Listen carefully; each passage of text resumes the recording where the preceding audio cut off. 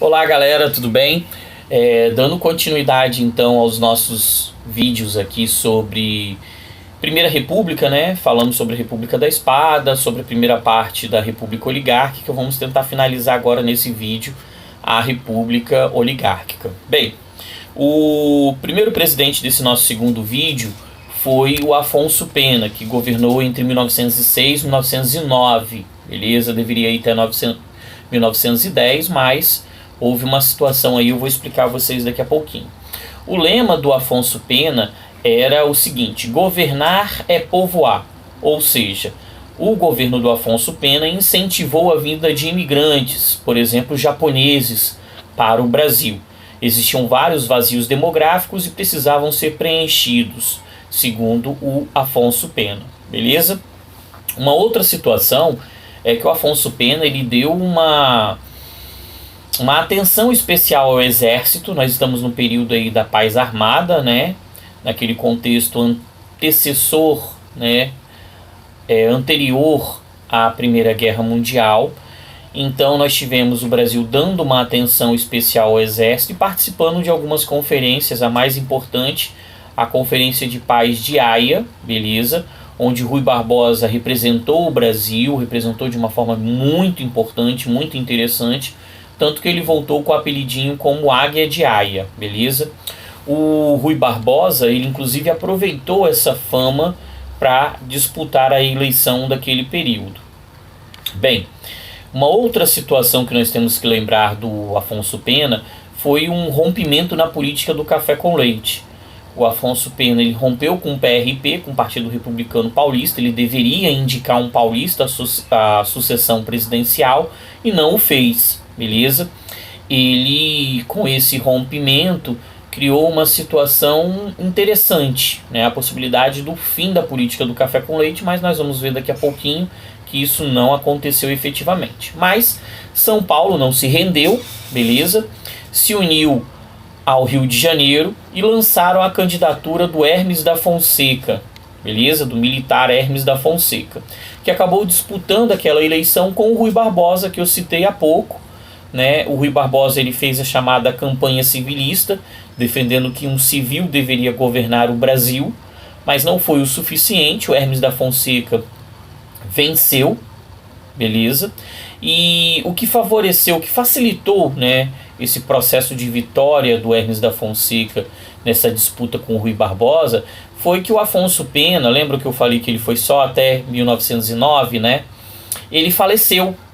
E aí o vice, o Nilo Peçanha, assumiu e aí conseguiu reverter a situação de avanço de Minas Gerais. Minas Gerais não conseguiu consolidar o seu objetivo de romper com a política do café com leite e assumir aí o controle da presidência no Brasil, beleza? Então Afonso Pena faleceu antes de consolidar, de concretizar essa sua ideia de ruptura, de golpe na política do café com leite, beleza? O Hermes da Fonseca na presidência, ele já começou criando uma situação de desgaste com a elite agrária, com a aristocracia rural brasileira. Isso porque ele lançou a política das salvações, que tinha o objetivo de fortalecer o poder central, o poder do presidente, né, e substituindo assim as antigas oligarquias que estavam no poder, beleza? Mas o Hermes da Fonseca ele não conseguiu concretizar essa política das salvações, tá bom? Uma outra situação do governo do Hermes da Fonseca foi, né, a revolta da Chibata. A revolta da Chibata foi um movimento de oposição de membros do exército de baixas patentes, né, que sofriam com baixos soldos, né, o soldo era o salário, no caso ainda é, né, os militares recebem soldos,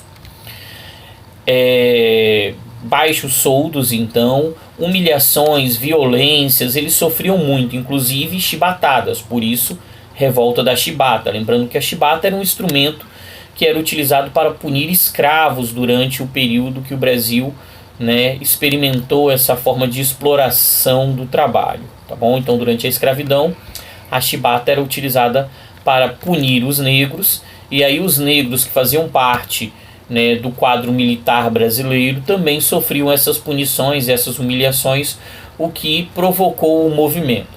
O movimento teve como líder, né, o João Cândido, o Almirante Negro, e esse movimento ele conseguiu, né, afetar bastante o governo, tanto que o Hermes da Fonseca ele assumiu que iria melhorar os soldos, acabar com os castigos e daria uma anistia, um perdão aos envolvidos que não seriam punidos. Ele não cumpriu essa última parte. O João Cândido, o Almirante Negro, ele foi preso, ok? E virou um símbolo dessa resistência da opressão aí dentro do próprio exército, da marinha, ok? Existe inclusive uma música do João Bosco e do Aldir Blanc que fala sobre esse episódio, né? Eu já ouvi ela sendo interpretada pela Elis Regina, maravilhosa a música, né? O Mestre Sala dos Mares, quem tiver essa oportunidade, escute, porque aí você vai conseguir inserir essa música no contexto histórico que eu acabei de falar com vocês da revolta da Chibata. Então, por exemplo, se numa questãozinha aparecer, né, essa musiquinha, o Mestre Sala dos Mares, e tiver tentando relacionar a música ao contexto histórico, o governo do Hermes da Fonseca, revolta da Chibata, beleza? Então, quando na música aparece o navegante negro é o João Cândido, né, o nosso almirante negro, beleza, galera? Bem, uma outra situação que ocorreu também durante esse governo agitado do Hermes da Fonseca foi a Guerra do Contestado, lá na região sul, né, uma disputa entre Santa Catarina e Paraná, com uma questão messiânica também, né, um líder messiânico, um beato, o José Maria, ele surgiu tentando criar um território que não deveria pagar imposto, que deveria ter sua autonomia, né, uma emancipação, vamos entender assim. Esse movimento ele tinha um interesse econômico muito grande, porque era uma região, essa região de Contestado, ela iria receber uma estrada de ferro que ligaria São Paulo ao Rio Grande do Sul, então existe todo um interesse econômico nisso. No final das contas, Santa Catarina e Paraná, né, acabaram com o movimento do José Maria. Nós tivemos um saldo de 20 mil mortos, uma situação bem pesada, né? O exército brasileiro utilizando de uma força desproporcional contra esse movimento, né, ligado a esse interesse nessa estrada de ferro, beleza? Uma outra situação que nós podemos também mencionar é a seguinte: durante esse período, né, de construção da estrada de ferro, nós tivemos um processo de guerra, essa guerra, né, de contestado, que começou no Hermes da Fonseca e só foi finalizada no governo do Venceslau Braz, que, né, é o nosso próximo tópico, beleza? Fala, meu filho, você quer participar? Vem aqui rapidinho então, porque o papai tá com pressa para poder fechar esse videozinho pros amiguinhos aqui da escola. Uhum. Aqui, galera, esse aqui é o meu auxiliar agora do momento. Qual o seu nome? Vicente. Beleza. Continuando aqui, eu, vocês e o Vicente, o Venceslau Braz, ele representou um momento interessante, porque foi um governo brasileiro durante a Primeira Guerra Mundial, 1914 e 1918. A primeira situação do Venceslau Braz, que nós temos que lembrar, foi a de reestabelecer a política do café com leite.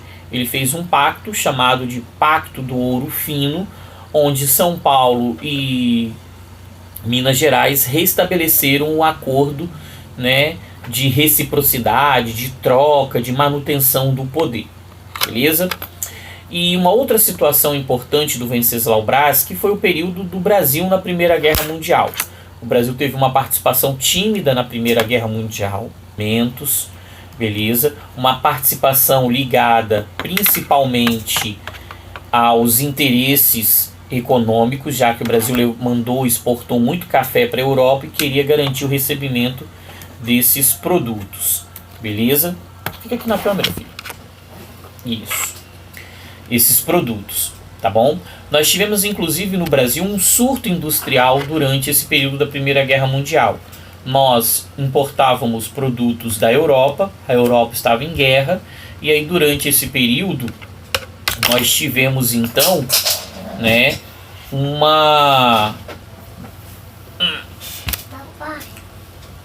nós tivemos então durante esse período aí da Primeira Guerra Mundial a substituição das importações, beleza? Então o que nós produzíamos aqui no Brasil, quer dizer, o que nós comprávamos, melhor dizendo, né, da Europa, começou a ser produzido aqui no nosso território, tá bom? Então nós começamos uma produção industrial durante essa fase do Venceslau Braz. Lembrando a vocês que esse processo de industrialização ele não foi mantido após o governo Venceslau Braz, não de uma mecanização, mas ela ficou pelo caminho, né? O Venceslau Braz ele representava os interesses das oligarquias e por isso, né, nós não mantivemos essa política de industrialização, ok? Bem, agora nós vamos entrar aqui, né, na fase do Epitácio Pessoa, uma fase interessante. Prestem atenção na seguinte situação. Na eleição, a vitória ficou com o Rodrigues Alves, beleza? Só que o Rodrigues Alves, beleza, filho? Só que o Rodrigues Alves ele faleceu, né, vítima da gripe espanhola. Olha só o contexto, né?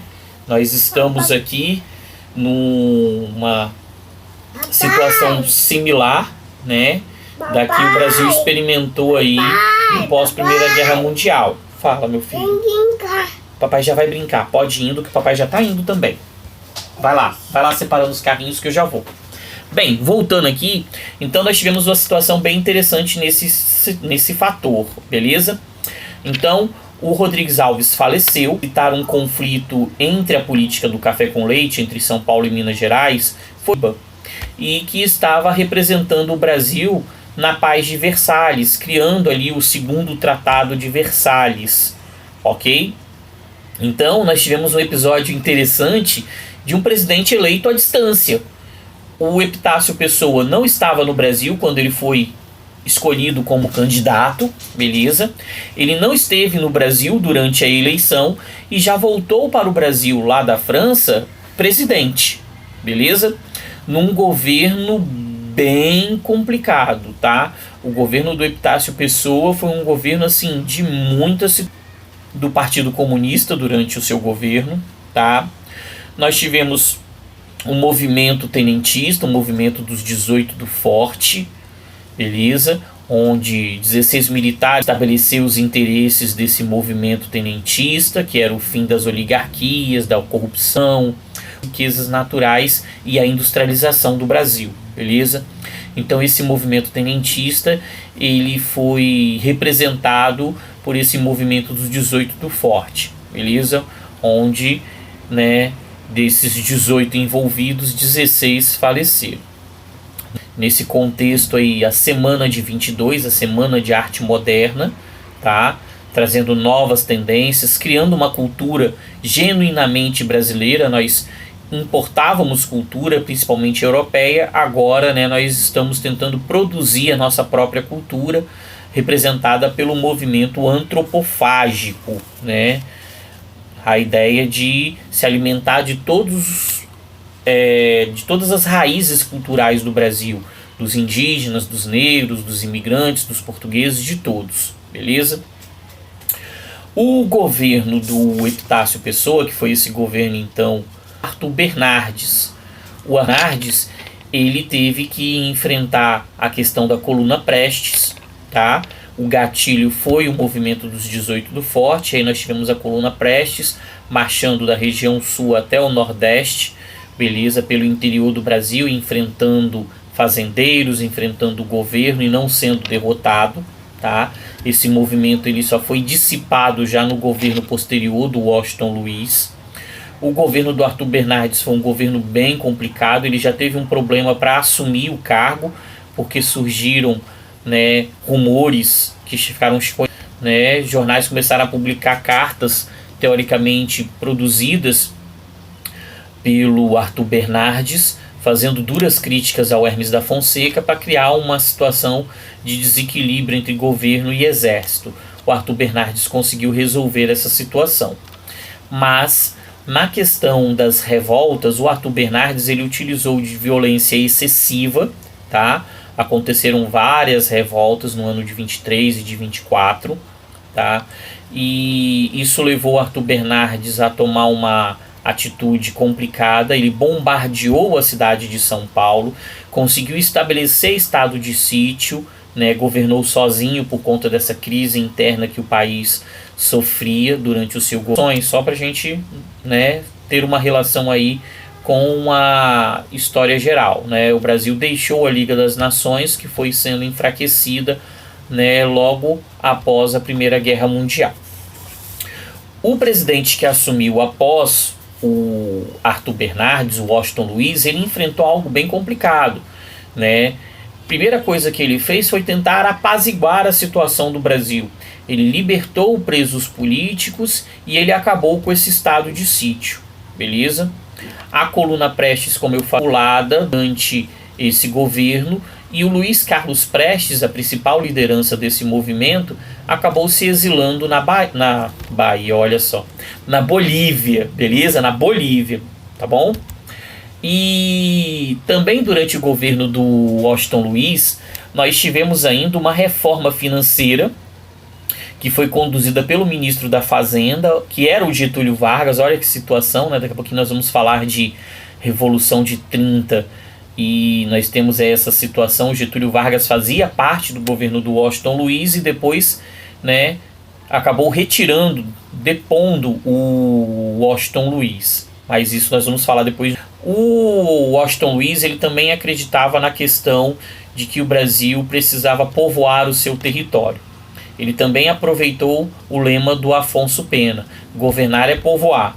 Mas povoar é construir estradas. Ele investiu muito em rodovias, beleza? Ele queria interligar o Brasil para poder garantir o povoamento e a ocupação do território. Ele investiu tanto em rodovias que ele foi o responsável pela criação da PRF, da Polícia Rodoviária Federal, lá em 1928, beleza? E o governo do Washington Luiz, ele vinha, né, acontecendo de uma forma tranquila, resolvendo algumas situações, mas surgiu um grande problema ao Washington Luiz, que foi a crise de 1929. A quebra da Bolsa de Valores, a economia que dependia do café. Os norte-americanos eram um dos grandes compradores do café brasileiro já nesse momento, né? Obviamente reduziram essa compra. Então a crise de 1929 afetou o Brasil por conta da questão da cafeicultura. E aí nós entramos numa segunda ruptura da política do café com leite, segunda e definitiva, né? O Washington Luiz, ao invés de indicar um mineiro, o Antônio Carlos de Andrada, ele indicou outro paulista, Júlio Prestes, à eleição, né, à sucessão da presidência. E essa situação, esse rompimento na política do café com leite, acabou provocando a Revolução de 30, que nós vamos trabalhar num vídeo só sobre Revolução de 30, porque foi um movimento muito importante e nós vamos precisar de um tempo significativo para discutir sobre, beleza? Valeu, galera, fechamos aqui então, né, essa revisãozinha aí de república oligárquica, tá? Qualquer dúvida, enviem para mim na descrição aí do vídeo, aí embaixo no vídeo, pode colocando as dúvidas que eu vou respondendo a vocês. Se vocês quiserem também podem mandar por e-mail, tá? E aí depois eu vou passar direitinho meu e-mail para vocês conseguirem mandar as dúvidas e aí a gente ir solucionando e discutindo. Valeu? Um abraço, galera, até mais. E desculpa pela participação do meu filho, mas, né, criança é assim mesmo. Um abraço, até mais para todos.